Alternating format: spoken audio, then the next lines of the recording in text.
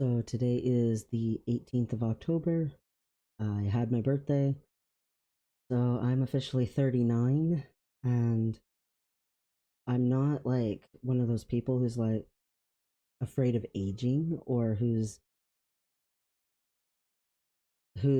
every birthday, oh no, I'm getting old or something like that. But it is a little hard to feel like I haven't made any progress for a while with my transition and moving forward with surgeries. At Electrolysis, they've been training someone, and the new trainee is finally working on my arm some. And when she does, she only can do like a little tiny spot, and she definitely leaves a lot more red bumps than the main electrolysis person. But the worst part is she can only do just this tiny area at a time, and on the one hand, it's super important for her to get trained and to be able to do the electrolysis so that they can help people and more consistently help people. And if there's a cancellation, the other one can do it and things like that. It's very, very huge in this area, the lack of electrolysis. I'm driving over an hour out of the way just to get it because this whole part of the country, the demand is so huge and the actual availability of getting electrolysis is so small. On the other hand, it feels like I'm never going to get there. Uh, Originally, the guess was that it would take like 8 months or so at the max, and now that's like from when I first started to when I get surgery, I don't even know if it'll be a year. It feels like it's going so slow. And on top of that, the electrolysis person canceled on me. And every week that I don't do it, I feel that really hard. And with electrolysis taking this long, and then I am painfully aware of how long it can take to get in for surgery, even if they say, oh, yeah, you're almost done, you should go ahead and schedule surgery. Like, the waiting lists are just ridiculously long. And like I did the math on stuff, and I thought maybe by the end of 40, although it would be right at the very, very end of 40, I could get the next two surgeries done by, and that's just not looking realistic at all. And quite frankly, I don't even know if I will get a surgery, and that's extremely painful to think about. And it could be 43, 44 by the time I'm done with surgeries and stuff. And that's not even done with all the like tattooing and stuff afterward, just surgeries. And so now my original fear of it taking till I'm 45 is actually back on the table. And that fear was leveled out some quite a long time ago, and now it's completely realistic again, and that's just horrible. And all of this is if there's no complications, which so far both my other surgeries had complications, but they were manageable within the same surgery. It's just excruciating. It's so horrible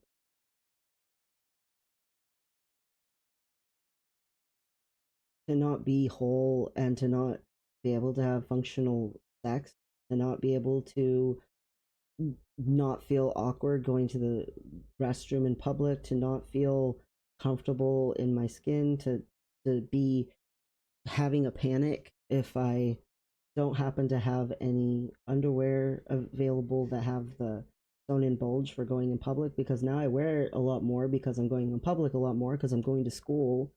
And at the moment, I seem to be doing well in school. So I'm trying to focus on school and trying not to focus on surgeries because I can't do anything about it. I don't have options. I don't have an ability to do anything about it. I can't afford to pay out of pocket some other place and try to get electrolysis from two places at a time. I don't have the money for that. And I I am aware of what the wait lists look like. So in some ways I'm very lucky that at least I'm getting it at all. Like I'm aware that I'm lucky in some ways, and then the rest of me is just trying so hard not to be frustrated, and I feel like it just doesn't go away. And so I keep bringing it up on these videos, but it is a thing that just haunts me.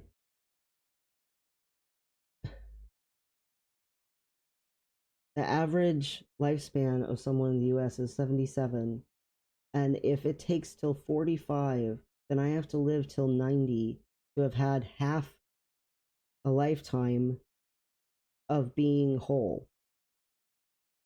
And I'm not going to be as functional at, you know, 70, 80, 90.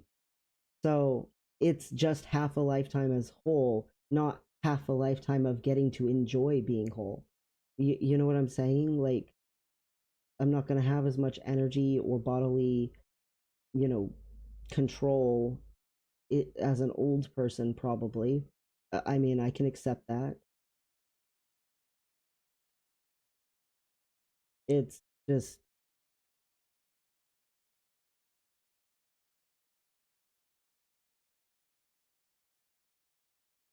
I feel like I felt when I was trying to be non gender and I called myself an androgynous blob. I feel like that's what I am right now, that I'm just an androgynous blob. And I don't like that feeling. I actually kind of hate that feeling. And I just desperately want to be past this and into just being able to be like, I'm a guy. And there's no complication to that. It's literally just that. And right now it's complicated. And I don't want complicated. I actually want settled. I actually want the relief of settled. And some of the worst gender dysphoria just comes from being in the in between. In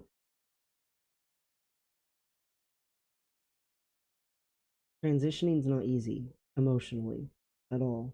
Like I realize that like in the news and stuff they focus on the surgeries and on the physical changes, but the emotional part is just so much harder for me personally. I also, because at school, I have to climb like 4 flights of stairs to get to my classroom, and I've been getting a little more exercise and stuff. Not just that, but as well, I have been losing weight. And on the one hand, losing weight is like, oh, hey, cool. But on the other hand, I need to maintain a certain amount of weight to have the girth that I have experienced, basically my whole life. Since I started having the phantom limb syndrome sensation of a phallus, of penis, I I mean it's always been the same size. And if I lose too much weight, my girth will not be the correct size. And so I'm actually trying to curb the weight loss a little bit and like maintain because I don't I definitely do not want to what once I have the next surgery, I should be able to lose any weight I want however I want or whatever, and it won't be that big of a deal. But until then, I need my skin thickness and my, you know, arm thickness to be what it is so that when I have it constructed, there's enough material to construct it accurately from, like it's very, very difficult. And unfortunately, everywhere they've done electrolysis, the hair is growing back, even though they've been trying to keep it from growing back. So apparently, I just I have no idea when surgery is going to be, and having to go to my appointment every single week for this, on top of any other appointments, and on top of trying to work, and on top of trying to keep all of the household chores done, and trying to keep care of everybody in my life, and also keep care of making good grades at school, and juggling all these programs that I have to be in so that school is covered. It's a lot and time consuming, and I could do more if I didn't have to drive over an hour to get electrolysis and then over an hour back out here. And the electrolysis appointment is an hour and 15 minutes.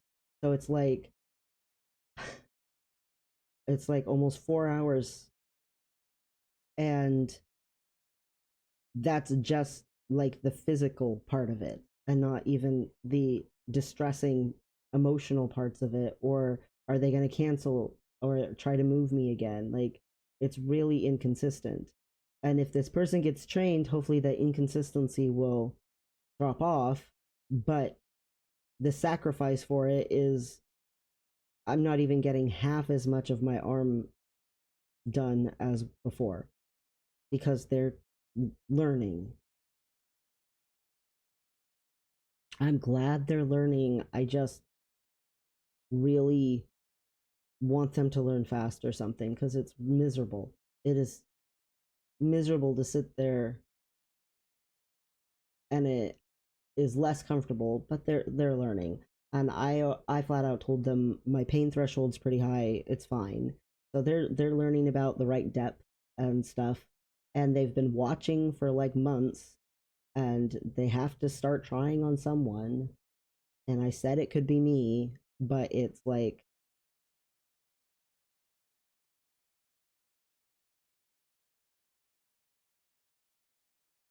I recognize that I can be too accommodating, but I also recognize that long term, this is what would help things the most for like even other people.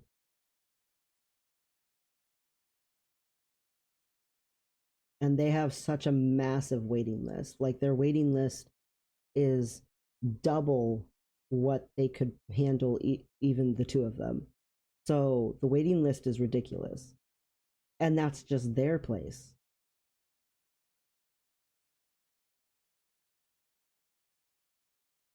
I am part of a trans group thing where there's lots of trans masculine guys getting their phalloplasties, and it's really hard to see them all, talking about going into it, and now it's a month later and they've got their surgery and they're in recovery and taking pictures and stuff. And I know it feels like I have no clue when that will be me. Like, I have no timeline. And if I have some sort of timeline, it still sucks, but at least I I can try to like measure the time that's passing and have some semblance of an idea of a goal, and feel like I'm working toward it. And right now, the goalpost just keeps moving and moving and moving further and further away. I know if I just keep trying and keep sticking with it, eventually someday it'll happen. It's just someday feels so far away.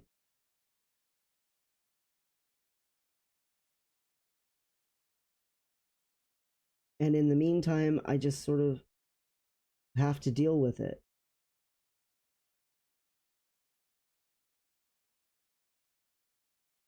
And I just have to deal with the fact that it might just take forever, or at least like still another 5 4 years. And it's just agony to think that by the time that I'm graduating with my degree and starting a new like job and everything, I might also be trying to actually finish up surgeries and healing and physical therapies and blah blah blah, tattooing.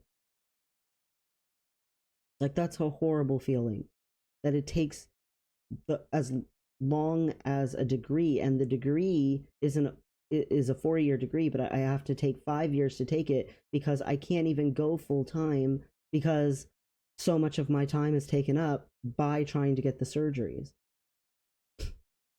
Like it's too much.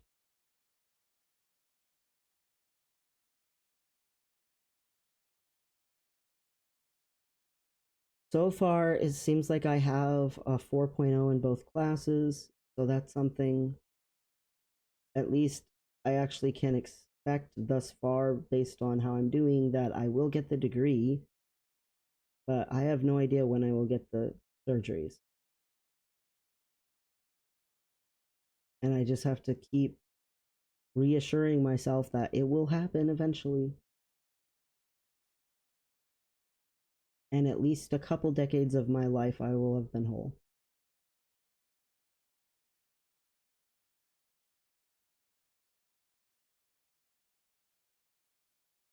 I saw a right wing meme thing where it was like a bunch of people who had like red inflamed surgical scars drawn on their little bodies in place of all the places that, breasts would go on a woman and genitalia and stuff. And it was all just red inflamed stitch mark scar thingies drawn on their bodies. And they were drawings as well, the people. And they had like dumb looks on their faces and they were saying, "Durr, I'm a boy now." And it's so wrong on so many levels, but the thing that really was bothering me at the moment with it was that they think that that's what surgery is like, the results of surgery is like. And it's like that for a few weeks, maybe even like a couple months, and then it's not like that anymore. Um, also, they were weren't a "Durr, I'm a boy now." They were a boy the whole time before they got cut. Like, but even besides that, they act like getting cut is them like doing self harm, as if they were depressed or suicidal or something. And this is them being medically aided to self harm. And that's just not accurate at all. In actuality, like I was born abnormal. So I have a bunch of deformities that had to be removed from my body because they were literally harming me. And so you could say, "Oh, well, you were intersex, so you were deformed, whatever." Maybe your thoughts on the matter aren't as on the dot, but in actuality, a person who's transitioning, they're not getting like mutilated.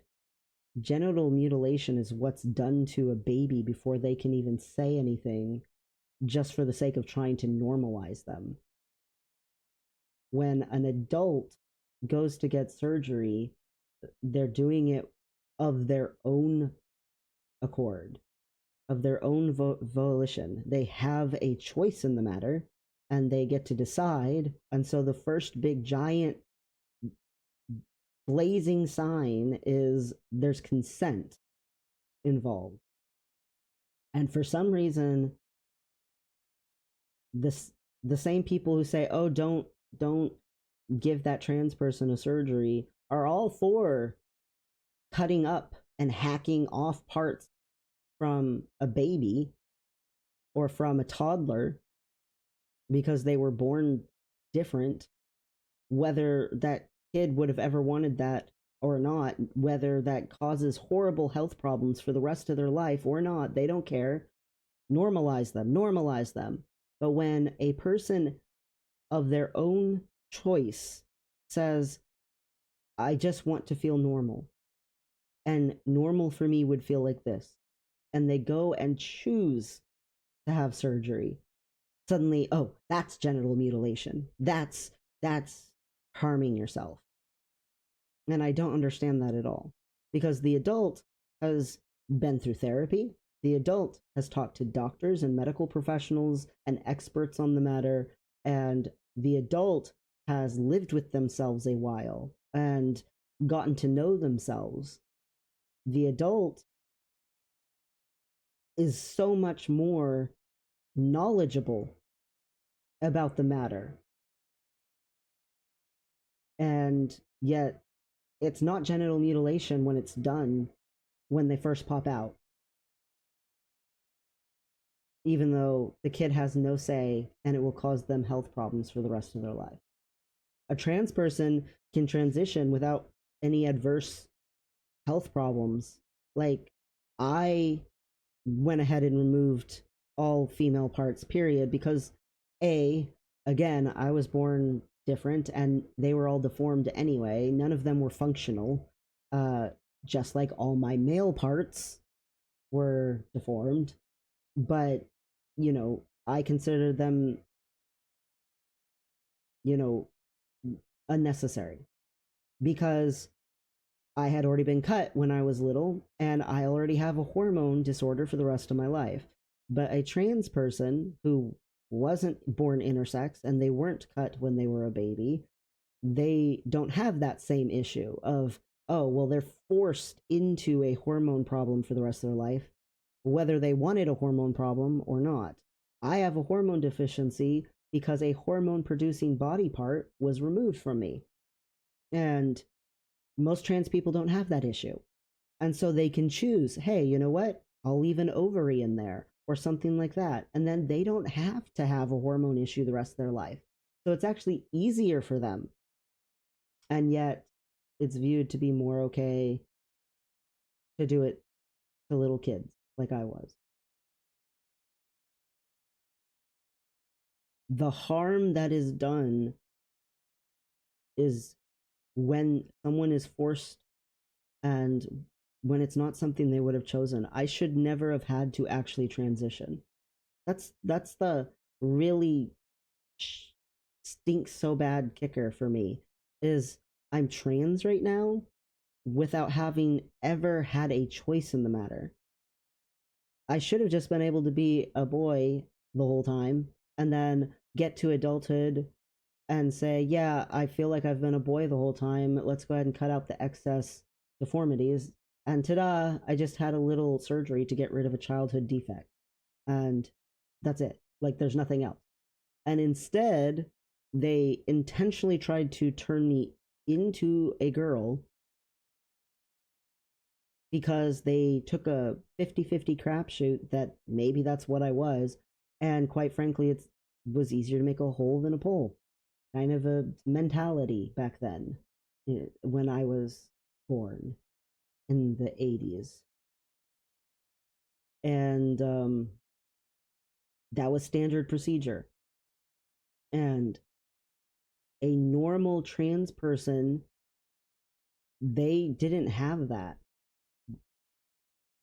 They weren't forced to transition, they chose to transition. It's all the intersex kids getting cut that are forced. And that's where the harm is.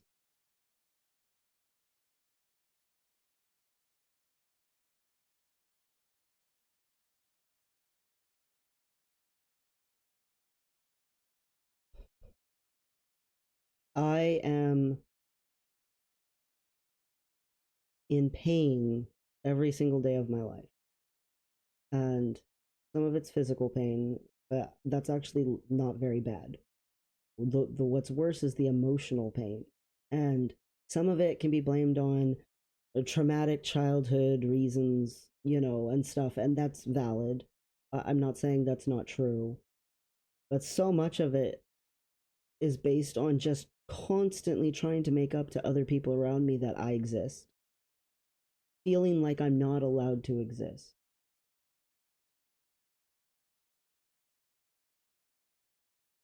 that I'm always inconvenient, that I probably should never have been born. And I can't probably ever escape that fully. I mean, I'm just being real with myself. But I know if I could somehow undo at least even part of what was done to me and just feel whole, that I could at least feel like I'm allowed to take up space. I don't want to be an androgynous blob because I want to feel like I fit and that I'm fine. And I don't even fit with myself, so how can I fit with other people? And you might say, oh, well, your body, will look like whatever it looks like or whatever. Or, oh, even if they didn't cut you, you would have only had like a little micro penis. It's not like it would have been like the real deal or whatever. Like you can say lots of things, and it doesn't make any of them necessarily untrue.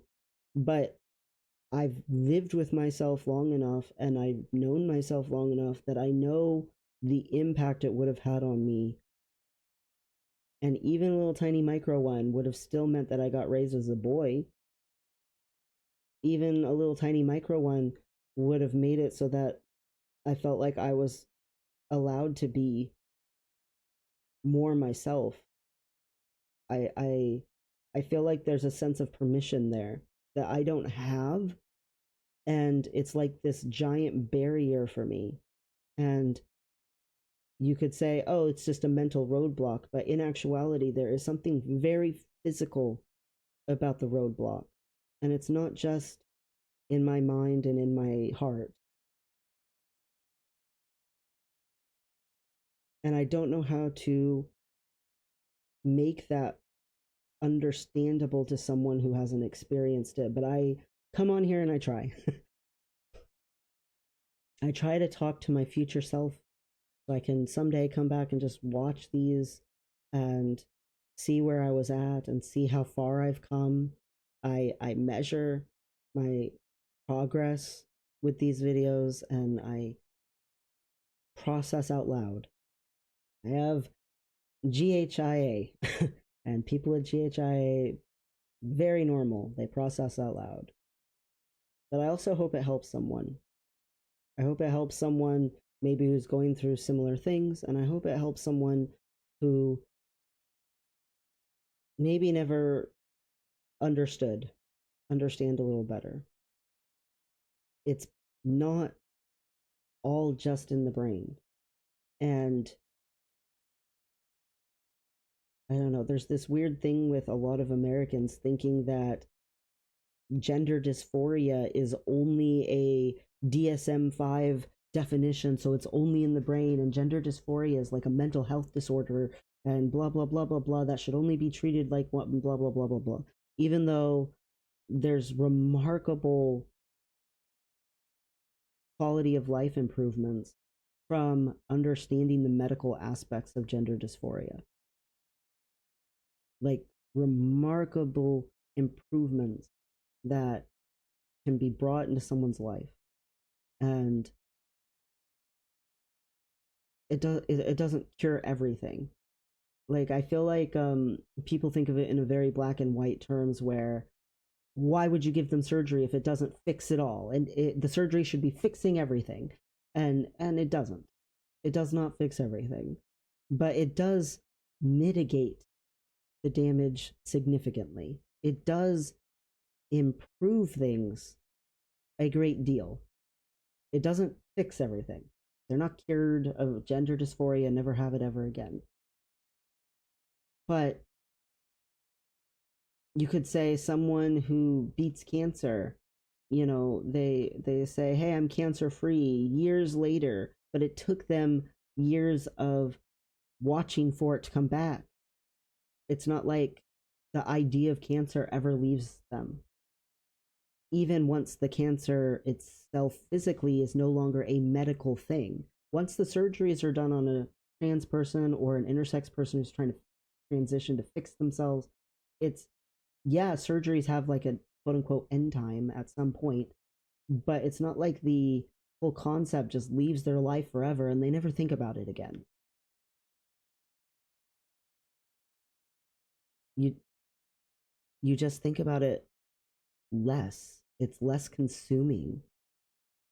And when you do think about it, you can comfort yourself with, well, I'm not in the same situation I was in the first place, at least. At least there's progress. I can visibly see and touch and tangibly measure the progress. And so it does less damage. Unfortunately, we medically have not studied trans issues that much, but there's also not much study on intersex issues.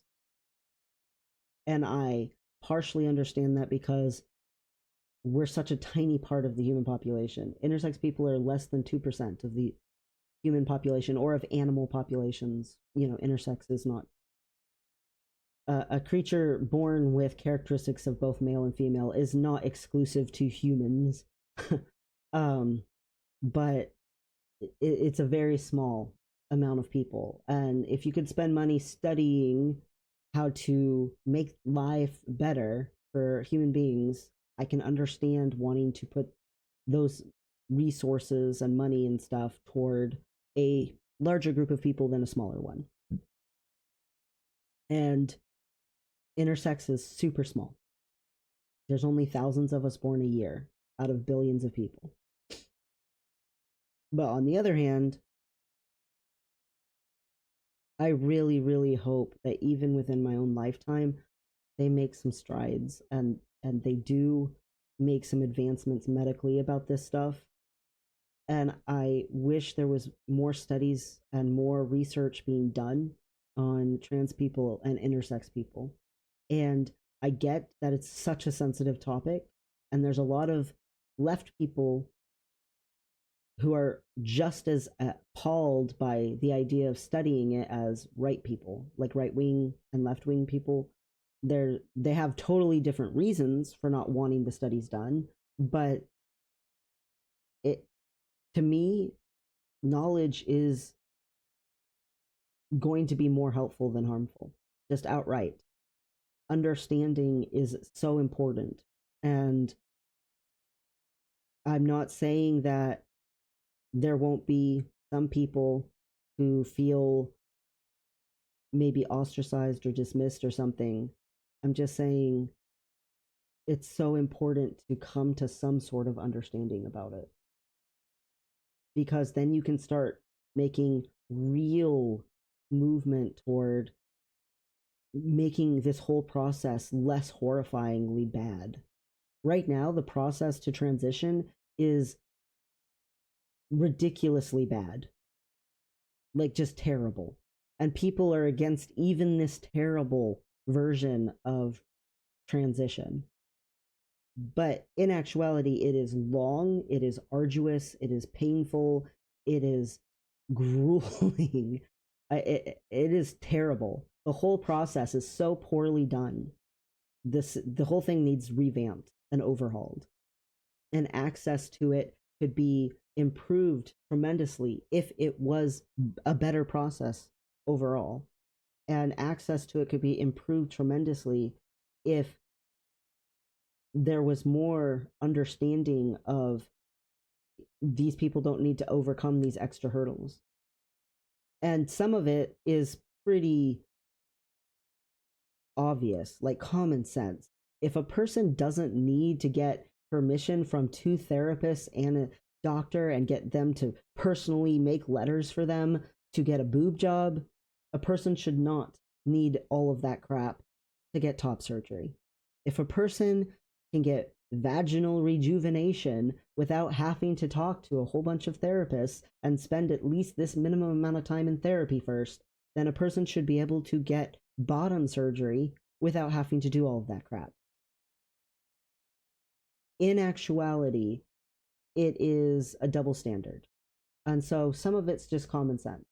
But there is so much therapy required and so much terminology and so much hurdle, partially because there's not enough understanding about it. There's not enough knowledge. And it's because people tiptoe around it. So not only is it a super small portion of people that most people don't even really care about or think about that often, it also is, well, when we do think about it, it's like a really sensitive subject, and people feel really strongly one way or the other. They either really seem to despise trans people, or they're like, yeah, sure, let them be. And if we're going to let them be, we need to be fully accepting of everything about them. And that means not bothering them with research, not hurting their feelings by saying this is the definition. Instead, we're just going to have really broad umbrella terms that everybody can sit underneath of instead of getting specific. It could be that maybe medically it could be harder to do stuff depending on the type of cutting done on an intersex person. And there could be research done on, well, even if you're going to cut the baby when they're a baby, cut them in this way or this way, and then we can at least fix it later once they're an adult pretty easily. There could be research done on trans people who have lots of bottom growth versus not. And could the people who have lots of bottom growth have quicker, faster surgeries because of such and such? Like, there's so many types of research that could be done and so many things that could be done to help people.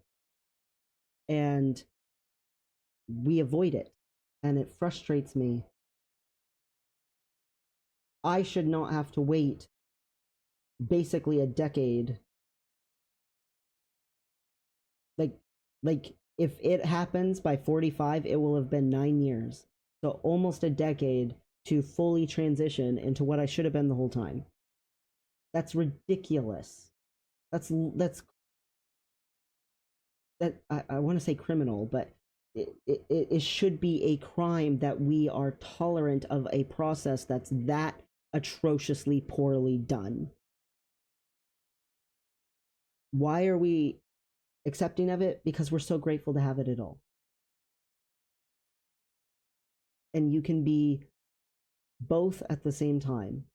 I am simultaneously eternally grateful that I even live in a state where it's possible and live in a place where it can happen, and that some doctor's mistake when I popped out the chute is not something that has to follow me to the end of my days, even though it's followed me for the first 4 decades of them minimum.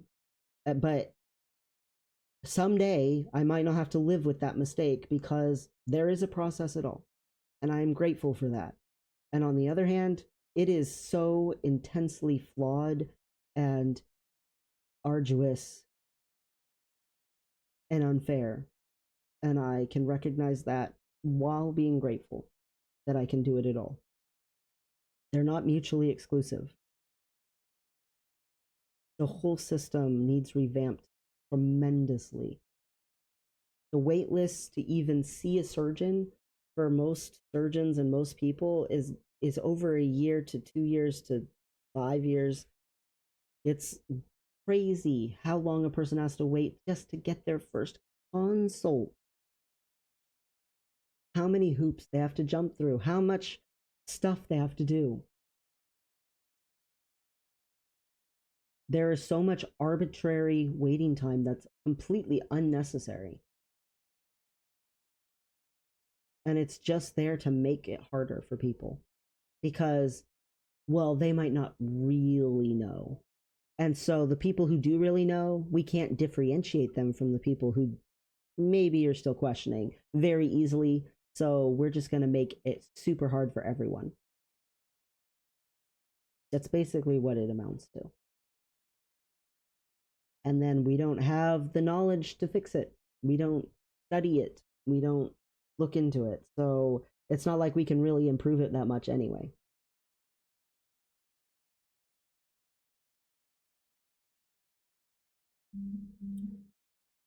The only wait times that should actually be involved is, I do agree with at least a little therapy first, because sometimes people misdiagnose themselves and they do need an official diagnosis. And so you need to do at least a little therapy to get to the diagnosis.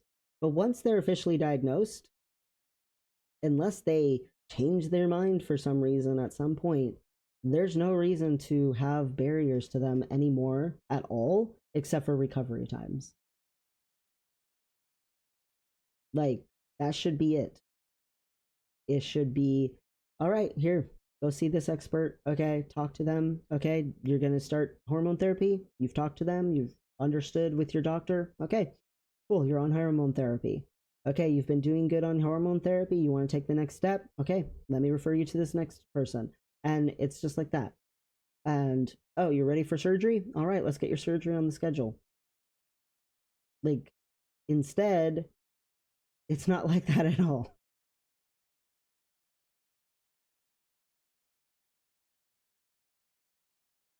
It's just not like that at all.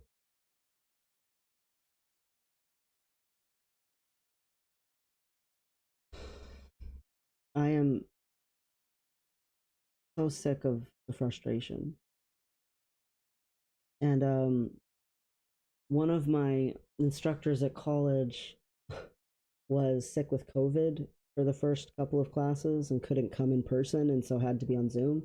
And when they came in person and they saw me in person, they seemed quite startled. And they're like, wow, you look so different in person. And I was like, thanks? Like, what do I do with that? And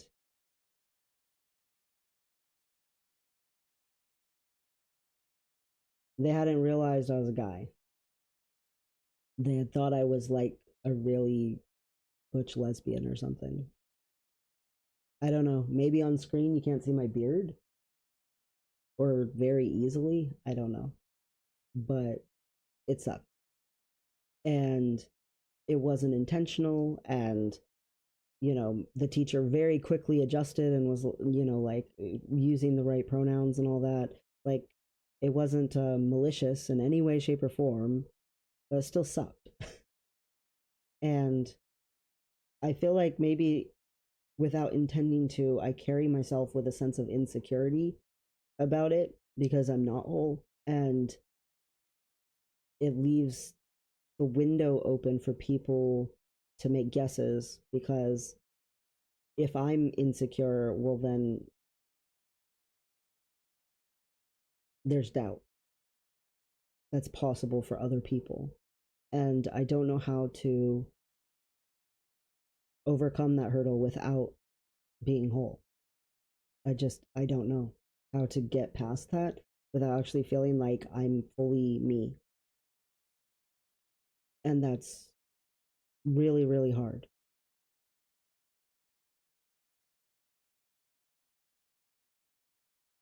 I'm just